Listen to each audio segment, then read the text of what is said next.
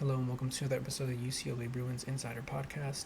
As always, I'm your host, Connor Moreno, lead writer for UCLA Bruins on SI, and we have just finished with UCLA's grueling win over Maryland. The Bruins won 20-17. It was a complete grudge match. I mean, honestly, like if you were watching that game, you would you would feel the exact same way. It was a grueler. UCLA obviously came out with a 20-17 win off of a game-winning Mateen Bagani field goal.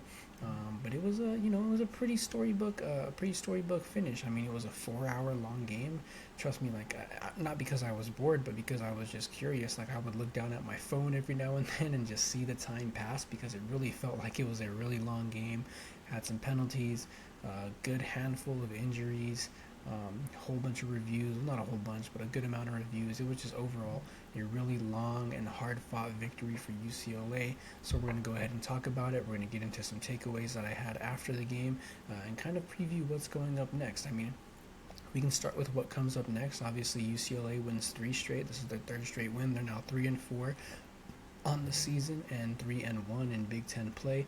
And this coming week, they are the big noon kickoff game on Fox against Indiana. Indiana is obviously the 3rd-ranked team in the country. Not too sure if they're going to move up this week, but we'll go ahead and see. Needless to say, they are one of the best teams in college football. And in Bloomington, big noon Saturday, UCLA will be showcased on the national stage. But for the meantime, today we're going to talk about their win against Maryland, a complete defensive showcase. Let's get right into it. Let me just read off some stats real quick. Just some notable stats. I mean, Nico Iamaleava, I'm going to talk about it a little bit, but he really didn't have his best game of the year, but he fought. He finished with 221 yards, 21 of 35 on his passes, 1 touchdown. He did throw 2 interceptions, though, and was sacked for a fumble, so that's 3 turnovers he had on the day. One of those interceptions was returned for a touchdown. But overall, I will say in the 4th quarter is where I think he showed the most fight. A lot of the mistakes that UCLA was having that we're going to talk about, maybe I think any other team would have folded, but UCLA is just super resilient under Tim Skipper, and so is Nico Iamaleava.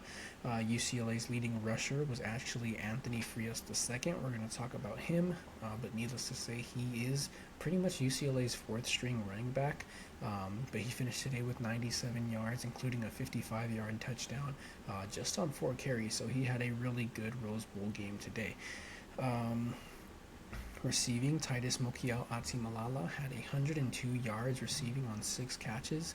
Mikey Matthews obviously had the go-ahead touchdown late in the 4th quarter for UCLA from Nico Iamaleava.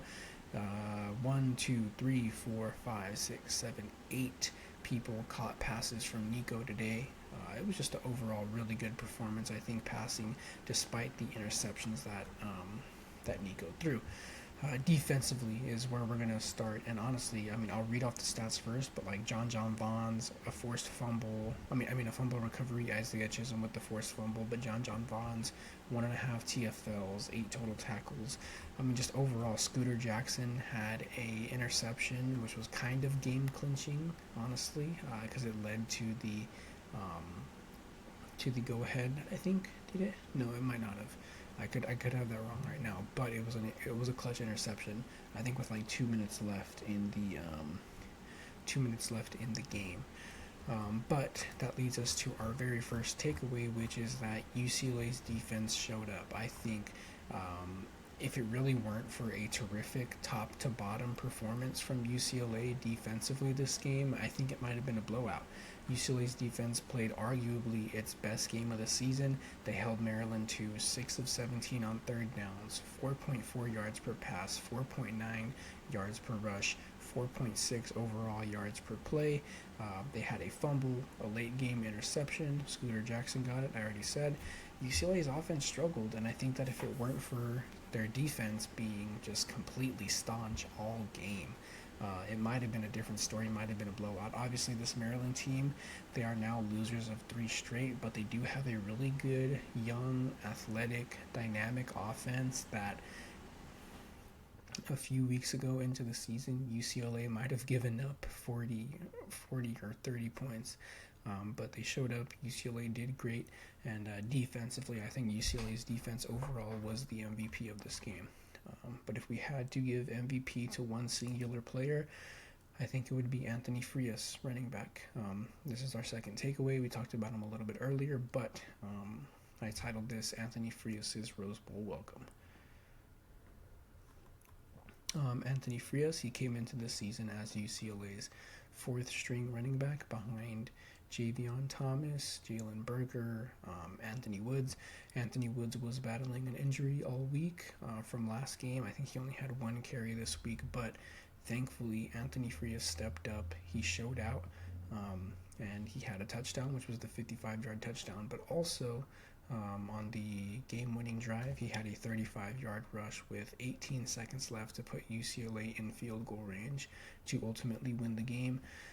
And that 35-yard rush wasn't easy. Like, it felt like no one could bring him down, and he just kept on trudging, kept on storming, and he pounded the rock all the way down to, I think it was the 11-yard line.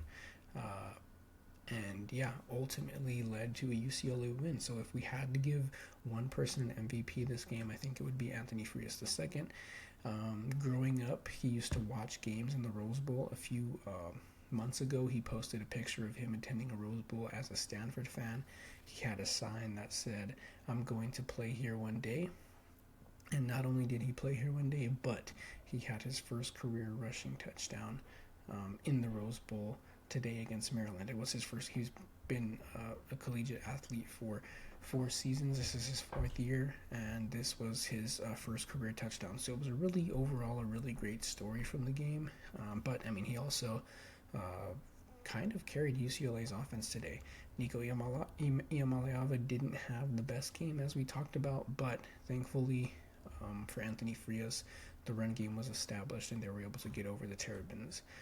Our last observation that we had, I titled it "Bruins Survived Old Demons," and they really did, because for a minute there in the third quarter, it looked like UCLA would kind of succumb to a lot of their early season lapses while trying to gain an advantage and trying to play from behind in the third quarter.